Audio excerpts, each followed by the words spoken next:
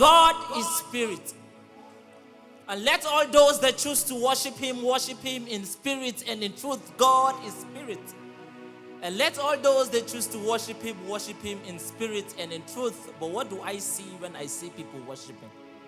I see people worshiping the voice and not even the God.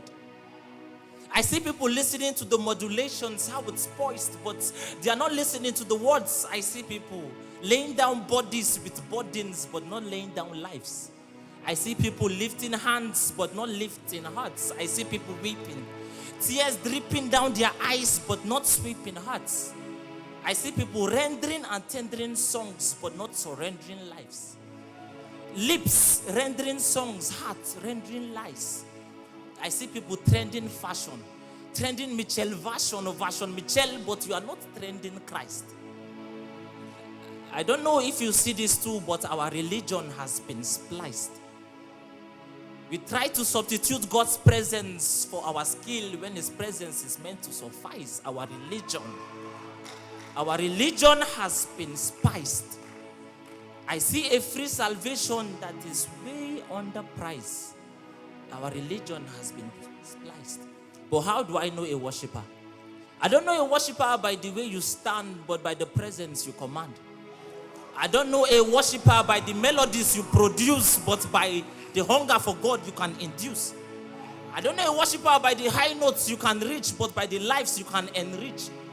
I don't know a worshiper by how long you can sustain, but by the level and hunger for God you can obtain. Because you see, singers just listen, but worshippers apply. A singer might just demand, but a worshiper supplies. A singer might just hear, but a worshiper replies. A singer just listens, but a worshiper will apply. He doesn't sow the seeds because he doesn't want to reap lies. You know, deep lies where real lives are found in real life. When last did you worship? I mean, when last did you stop to listen and try to listen? When last did you worship God because he died, but now he's risen? When last did you worship without a reason? When last did you approach God honestly? You closed your eye endlessly and endlessly, but you saw eternity effortlessly. Asked for nothing, but got everything. Had everything to hide, but hid nothing. Because you see, a man can raise up the dead, but a God like mine can raise up himself.